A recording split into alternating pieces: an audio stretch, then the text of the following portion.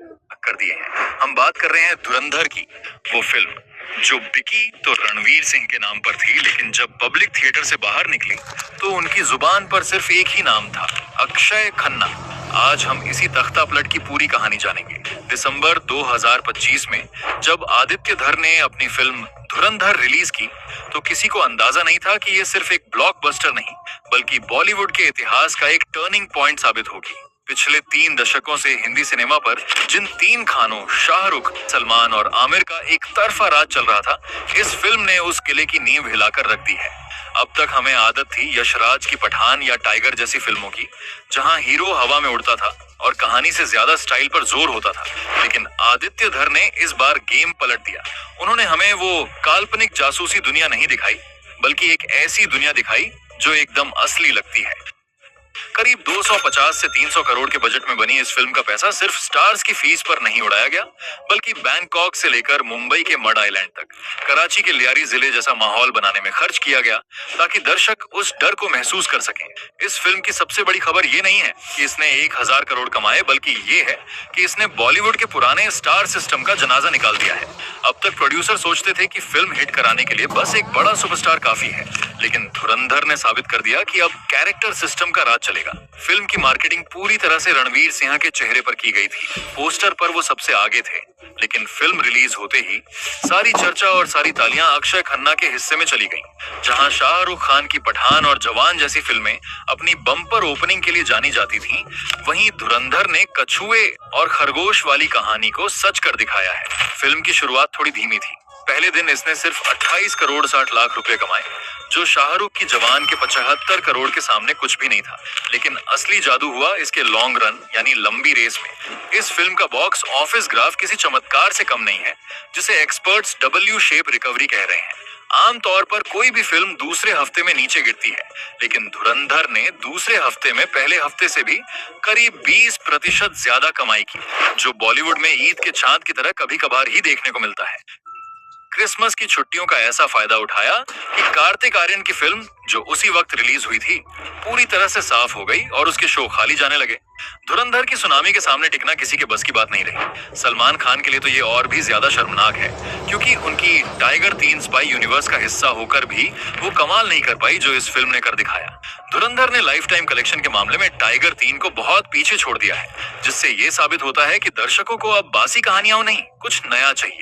हैरानी की बात तो ये है कि ये सारे रिकॉर्ड्स तब टूटे हैं जब फिल्म का एक हाथ बंधा हुआ था। खाड़ी देशों यानी गल्फ में, जहां भारतीय फिल्मों की बहुत बड़ी मार्केट है, वहां इस फिल्म को पाकिस्तान विरोधी बताकर बैन कर दिया गया था। एक्सपर्ट्स मानते हैं कि इस बैन की वजह से फिल्म को करीब 40 से 65 करोड़ रुपए का नुकसान हुआ। इसके बावजूद फिल्म ने ग्लोबल मार्केट में 20 दिनों के अंदर ही 960 करोड़ से ज्यादा छाप लिए और 1000 करोड़ के क्लब में शान से एंट्री मारी। अगर गल्फ का बैन नहीं होता तो शायद ये फिल्म कमाई के ऐसे पहाड़ खड़े कर देती जिनके बारे में सोचना भी मुश्किल था। आंकड़े झूठ नहीं बोलते, और ये आंकड़े चिल्ला चिल्ला कर कह रहे हैं कि बॉलीवुड में अब पुराने पैंतरे नहीं चलेंगे। अब आते हैं उस शख्स पर जो इस फिल्म की जान, जिगर और सबसे बड़ा सरप्राइज बनकर उभरा है। हम बात कर रहे हैं रहमान डकैत की, जिसके किरदार ने अक्षय खन्ना को 50 की उम्र में रातों रात नेशनल क्रश का दर्जा दिला दिया है। जहां आजकल के विलेन 6 पैक एब्स और मसल्स दिखाकर डर पैदा करने की कोशिश करते हैं, वहीं अक्षय ने बिना किसी शोर शराबे के सिर्फ अपनी छेदने वाली निगाहों और एक अजीब सी खामोशी से दर्शकों के दिलों में दहशत भर दी है। फिल्म के क्रिटिक्स का भी यही कहना है कि उनका यह शांत खतरा वाला अंदाज पठान के जिम जैसे लाउड विलेन से कहीं ज्यादा असरदार और खतरनाक है। उन्हें अक्सर कम रोशनी में फिल्माया गया है ताकि फोकस सिर्फ उनकी आंखों पर रहे, और यही वो चीज है जिसने लोगों को सबसे ज्यादा इम्प्रेस किया है। यह परफॉर्मेंस इतनी जबरदस्त थी कि बड़े बड़े दिग्गज भी हिल गए। फिल्म में साथ काम करने वाले आर्मन माधवन, जो खुद को एक्टिंग का एक मंझा हुआ खिलाड़ी मानते हैं, उन्होंने खुलेआम कबूल किया कि अक्षय की एक्टिंग इतनी जमीनी और दमदार थी कि वो खुद उनके सामने फीके पड़ गए।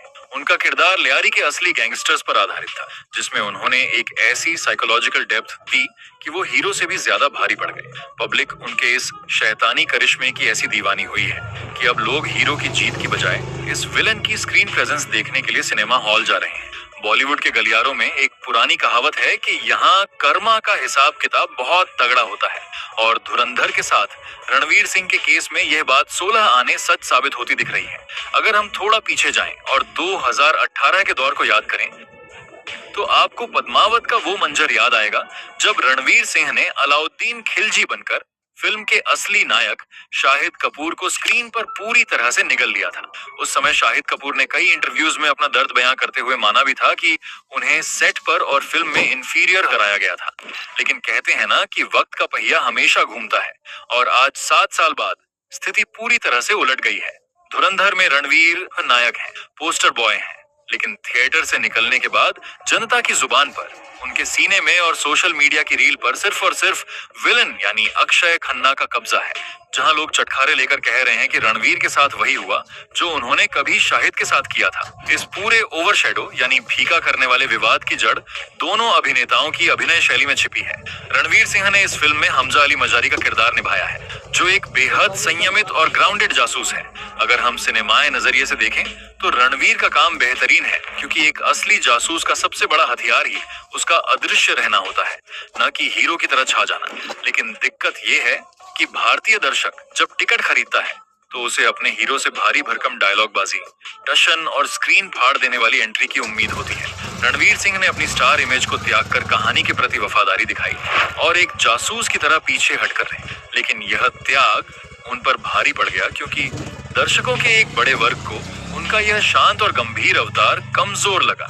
आलम यह था कि कई लोगों ने जब पहली बार सोशल मीडिया पर फौसला सॉन्ग देखा तो कई लोग तो रणवीर को नोटिस तक नहीं कर पाए। फिल्म का सबसे बड़ा एंथम कोई टिपिकल बॉलीवुड मसालेदार गाना नहीं, बल्कि बहरीन के रैपर फ्लिपर एची का एक अरबी हिप हॉप ट्रैक FA9LA बन गया है। इस गाने की सफलता के पीछे की कहानी किसी फिल्मी स्क्रिप्ट से कम नहीं है। आपको जानकर हैरानी होगी कि जिस हुक स्टेप पर आज पूरा हिंदुस्तान और सोशल मीडिया नाच रहा है, वो किसी बड़े कोरियोग्राफर ने डिजाइन नहीं किया था। ये अक्षय खन्ना का अपना खुद का स्टाइल था, जो उन्होंने अपने पिता विनोद खन्ना से इंस्पायर्ड था, जिसे उन्होंने सेट पर शूट के दौरान इम्प्रोवाइज यानी अचानक अपने मन से कर दिया था। दरअसल स्क्रिप्ट के मुताबिक अक्षय खन्ना को गाड़ी से उतरकर केवल सीधा चलते हुए एंट्री करनी थी, लेकिन अक्षय ने आदित्य से कहा कि क्या मैं डांस कर सकता हूँ? आदित्य ने कहा बिल्कुल, और अक्षय खन्ना ने खुद से बिना कोरियोग्राफर के ये कमाल कर दिया। ये अक्षय खन्ना के एंट्री सीन का एक छोटा सा 5 सेकंड का टुकड़ा था, लेकिन इसमें उनका स्वैग और एटीट्यूड इतना कातिलाना था कि सेट पर मौजूद अभिनेता हीर्व मेहता और बाकी क्रू को उसी वक्त आभास हो गया था कि यह कुछ बहुत बड़ा और खास होने वाला है। आज के दौर में जब फिल्म मेकर्स अपनी फिल्मों के गानों को हिट कराने के लिए इंस्टाग्राम इन्फ्लुएंसर्स को पैसे देते हैं, ये गाना बिना किसी भारी भरकम PR बजट के जंगल की आग की तरह फैला। भाषा की दीवार भी इस गाने को नहीं रोक पाई। भले ही बोल अरबी में थे, लेकिन बीट्स और अक्षय की नशीली और बेपरवाह अदाओं ने भारतीय दर्शकों के साथ ऐसा तालमेल बिठाया कि यह गाना हफ्तों तक हर किसी की प्लेलिस्ट में टॉप पर बना रहा। लेकिन इस पूरी सफलता के बीच एक बहुत ही कड़वी और अजीब आयरनी छिपी है, जो किस्मत के खेल को दर्शाती है। सोचिए, जिस रैपर फ्लिपरैची का गाना आज भारत के हर क्लब, हर शादी और हर रील में बज रहा है, वह बेचारा खुद अपनी फिल्म को सिनेमा हॉल में नहीं देख पा रहा है। ऐसा इसलिए है क्योंकि धुरंधर को खाड़ी देशों यानी सऊदी अरब, UAE और बहरीन में पाकिस्तान विरोधी बताकर पूरी तरह से प्रतिबंधित कर दिया गया है। ये एक विचित्र स्थिति है कि जिस कलाकार की आवाज ने फिल्म को इतना बड़ा ब्रांड बनाने में मदद की, वही कलाकार उस जादू को बड़े पर्दे पर महसूस नहीं कर सकता। धुरंधर की ऐतिहासिक सफलता ने सिर्फ बॉक्स ऑफिस पर जश्न नहीं मनवाया, बल्कि इसने बॉलीवुड के कई बड़े निर्माताओं की रातों की नींद हराम कर दी है, जिसने रातों रात बड़े बड़े प्रोजेक्ट्स के बजट और कास्टिंग में भूचाल ला दिया है। इसका सबसे बड़ा और तगड़ा झटका अजय देवगन की फ्रेंचाइजी दृश्यम को लगा है। रिपोर्ट्स के मुताबिक दृश्यम 3 का काम जोरों पर था, लेकिन धुरंधर में रहमान डकैत के रूप में अपनी धाक जमाने के बाद अक्षय खन्ना ने इस फिल्म से बाहर निकलने का फैसला करके सबको चौंका दिया है। खबर है कि अपनी मार्केट वैल्यू को समझते हुए अक्षय ने अपनी फीस में भारी वृद्धि की मांग कर दी, जिसे सुनकर निर्माताओं के पसीने छूट गए। बात सिर्फ पैसे